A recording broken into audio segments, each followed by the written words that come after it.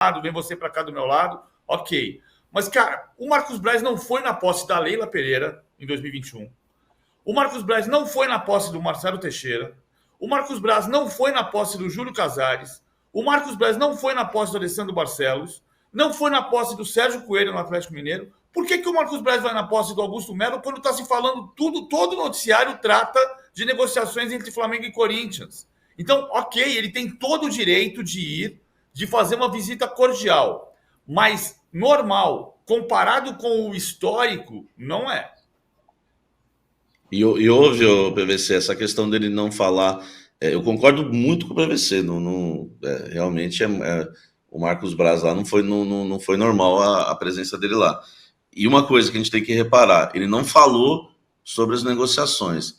Eu falei ontem aqui, existe um acordo entre eles de construir essa narrativa, né? De falar, o Flamengo não quer negociar, essa coisa toda. O Augusto não tocou nisso na coletiva, né?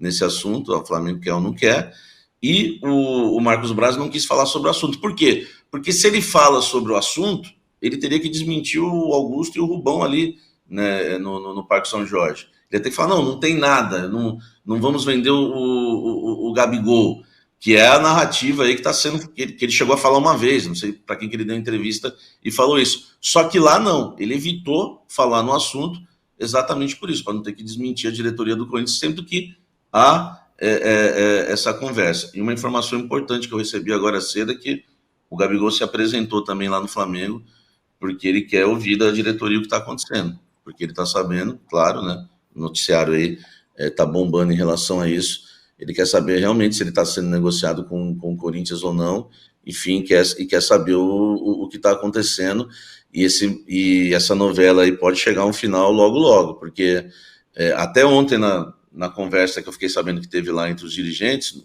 com o Braz, o Corinthians falou isso, vocês precisam se resolver com o Gabigol, que a gente não pode também esperar a vida inteira. Então o Corinthians está no meio dessa briga aí, dessa treta, né, entre Flamengo e Gabigol, e agora com o Gabigol se apresentando lá, as conversas vão avançar, né, entre aspas, né, pro bem ou pro mal.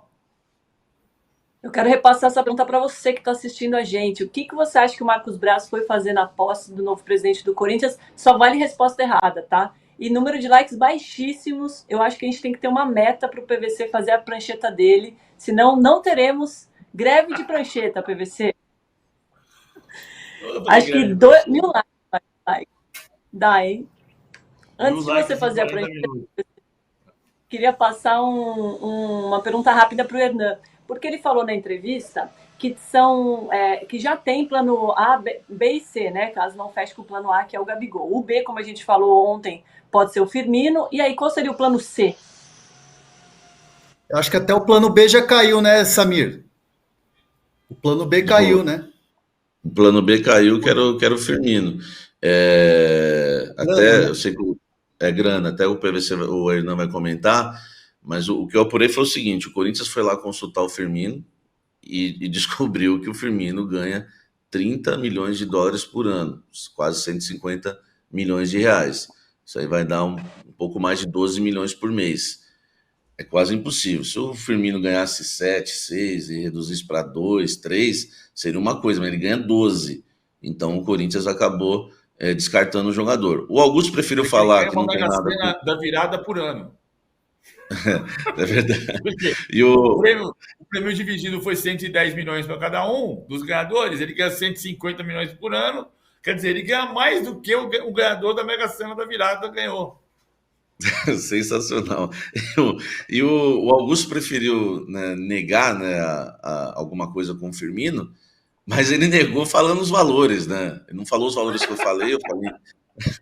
Ele falou, não tivemos nada com o Firmino, mas é porque ele ganha 25 milhões de euros por ano, né? Eu falei 30 milhões de dólares, foi o que minha fonte me passou. Então, quer dizer, ele nega falando os valores, tá na cara que eles fizeram a consulta. E outra, ele começa a negar os nomes também, porque o Corinthians está tirando no mercado, é uma reconstrução. Então ele também não quer ficar com aquela fama que tentou 1, não conseguiu, tentou 2, não conseguiu, tentou 3, não conseguiu. Então é normal que ele vai negar alguns nomes, né? Eu achei, até o Gabigol foi uma surpresa, ele realmente... O Gabigol não tinha como mais também ficar negando, né? Mas do Firmino, Hernan, até deixar a palavra aí com o Hernan que estava falando sobre o assunto, que tocou a bola para mim, realmente está descartado como plano B pelos valores. É a velha história da Ferrari, né? Eu fui lá na loja da Ferrari, achei um modelo maravilhoso. Quando eu fui ver o preço, deixei quieto, fui embora. É a mesma situação. O Corinthians ele tá atirando e aí já começa a ter um incômodo na torcida, porque imagina, você vai lá, sonda o Firmino, você fica nesse meio do caminho, nesse meio desse queda de braço aí do Gabigol. Você vai ao mercado sul-americano e começa a mapear e fazer consultas. O Rollheiser é um exemplo aí de que o Corinthians foi atrás, acabou não dando certo pela questão financeira. Então, assim, é um Corinthians que agora está mais cauteloso, ou pelo menos promete ser um pouco mais cauteloso nessa questão dos nomes. O Corinthians precisa ser mais assertivo. É claro que o presidente, quando chega e quando uma gestão nova assume um clube, quer causar esse impacto, quer trazer um nome de impacto. A exemplo do São Paulo, que anunciou aí a renovação de contrato do Lucas Moura como presente de Natal para a torcida, e claro, isso tinha um impacto na reeleição do Júlio Casares. Então o Corinthians precisa ser mais assertivo e ao mesmo tempo precisa trabalhar mais em silêncio, né? Você vê o Rubão dando entrevistas e falando abertamente, só falta ele mostrar os documentos das negociações e das consultas que o Corinthians faz. Então, assim, o Corinthians está consultando bastante no mercado, mas está tendo pouca efetividade, e isso está deixando o torcedor bravo. Pelo menos é o termômetro que eu vejo aí nas redes sociais. João Vitor falando aqui que o Marcos Braz foi negociar o Tite, hein? O Eliseu Gomes Barbosa falou que ele foi avaliar algumas virilhas. E a Miri Amorim falou que nunca nem existiu o plano A. Esse é o medo do torcedor do Corinthians. Mas, pelo menos, tiveram 3 anúncios ontem para o torcedor corintiano, durante esse discurso de posse, né? O Augusto Melo anunciou o lateral esquerdo Diego Palacios, ex-Los Angeles FC, o meio-campista Raniel, ex-Cuiabá, e o meio atacante Rodrigo Garro, ex-Talheres. E agora chegou o momento. Roda a vinheta, por favor, Amanda.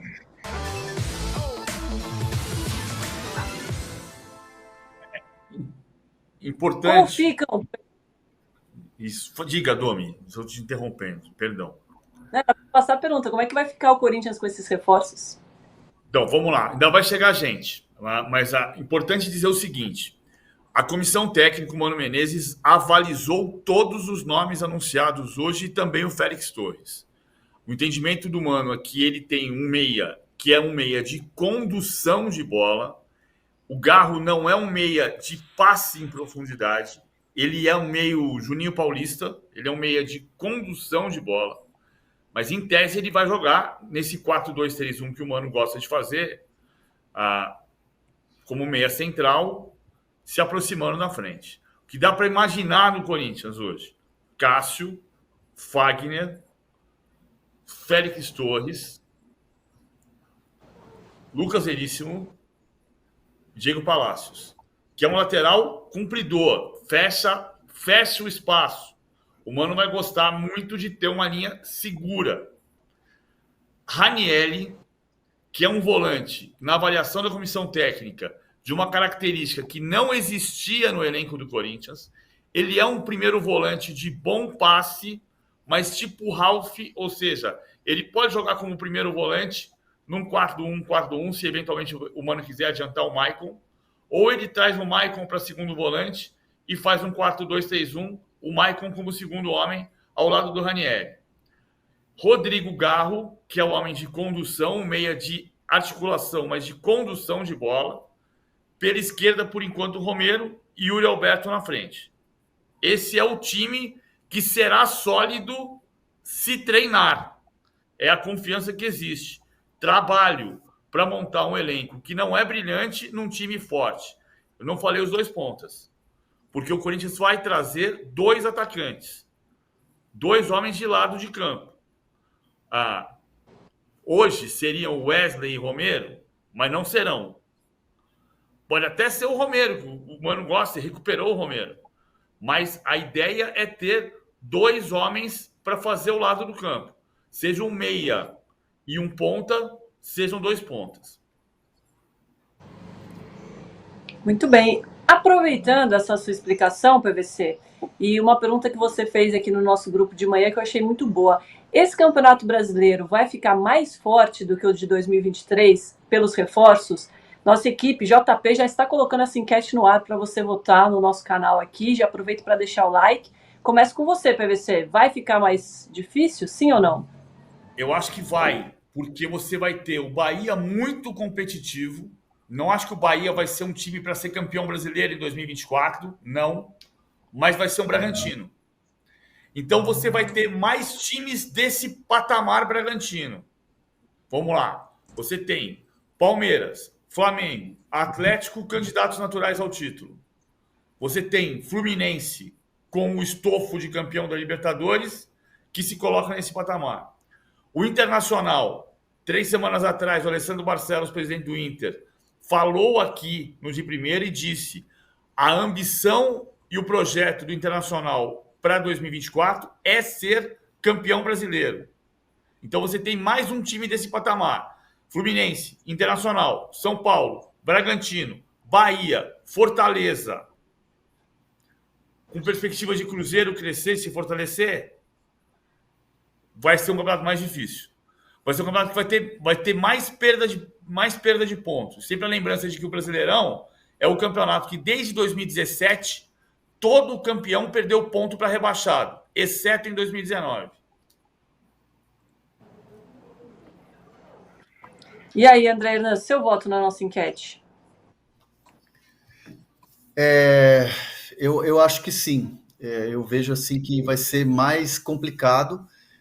O Abel Ferreira deu uma... Vou usar um pouco o exemplo do Abel Ferreira, que deu uma entrevista em Portugal, se eu não me engano, na última passagem dele por lá, não nessas férias agora, falando que o Campeonato Brasileiro era o mais competitivo, um dos mais competitivos do mundo. 10, 12 times podem chegar a Libertadores, fase de grupos, podem chegar a bater campeão. É um campeonato mais difícil. Eu acho que com esses reforços, com os times que estão contratando e contratando bem, a gente está vendo o Internacional contratando o Lucas Alário, que já está fechado, apalavrado, só falta assinar, e está bem encaminhado com o Borré, além de ter o Ener Valencia. Olha esse trio de ataque do Internacional. Então acho que vai ser muito mais competitivo, muito mais difícil, não vai ser fácil não. Boa. Samir, para a gente se despedir por aqui de você, seu voto na nossa enquete. Com certeza, um campeonato mais forte, né? Eu já vou aproveitar me despedindo com mais informações também, né? Mas até porque tem a ver com a enquete e tem a ver com o Corinthians, né? O Luiz Henrique segue na pauta, que deixaria tanto o brasileiro mais forte como o Corinthians. É um jogador que na prancheta do PVC seria exatamente esse daí que o PVC falou, né? Que falta nas beiradas do campo. O Luiz Henrique, se eu não me engano, né, PVC, ele jogava na direita no Fluminense, né? Porque no Betis eu não acompanhei, não sei se ele passou a jogar na esquerda lá. Mais na direita. Mais na direita. Então a ideia, o Corinthians continua negociando com o Betis, a contratação do Luiz Henrique. É um negócio, né, difícil como tantos outros, mas esse não é o jogador que seria o plano B do Gabigol, tá? É bom te deixar claro isso para o nosso público também. Caso o Gabigol não dê certo, o Corinthians quer buscar um centroavante no mercado de renome, com impacto aí parecido com o Gabigol, tanto que foi consultar o Firmino, mais ou menos nesse nível. Então não tem nada a ver com o Luiz Henrique. O Luiz Henrique é aquilo que o PVC falou, o Corinthians precisa trazer os jogadores de beirada e a ideia é contratar 2 atletas que jogam pelos lados. O PVC na prancheta também tem a possibilidade do Rojas, né, jogar na direita, que é difícil, né? Iniciar o ano com o Rojas na direita, o Garro centralizado, só que aí teria que ser no seu auxiliar técnico, tá? Para ver isso aqui, seria uma honra ser o seu auxiliar. Colocar o Wesley teria que ter a profundidade do Wesley, porque senão o Romero é lento e acho que o meio campo ficaria muito lento. Mas ainda tem a possibilidade de iniciar o ano com o Matias Rojas, que ele está acertando o que deve para ele. A ideia é negociá-lo, mas até agora não pintou nenhuma proposta, então o Matias Rojas talvez comece o ano como jogador do Corinthians, mas nesse mercado da bola aí do Coringão, ainda tem o Luiz Henrique. O Corinthians fez uma consulta para o Michael também, que já vai para a 3ª temporada no streaming, né? Todo ano o Corinthians quer o Michael, mas é muito difícil. Vários clubes também, né, desejam, né, contar com ele, mas é difícil tirá-lo do Al Hilal. Então, para encerrar a minha participação, tem a questão do Luiz Henrique também, que ainda segue na pauta além do Gabigol, Doni. Só um detalhe, Perfeito. só um detalhe que é o seguinte, para a gente pensar no Matias Rojas, né? Por que o Corinthians vai pensar em negociar? Quando o Mano estava no Internacional, o Internacional fez um estudo detalhado sobre o Matias Rojas. E a comissão técnica não quis o Matias Rojas no Internacional. Então, isso leva a entender que o Mano não acha que o Matias Rojas seja um jogador para ser titular do Corinthians.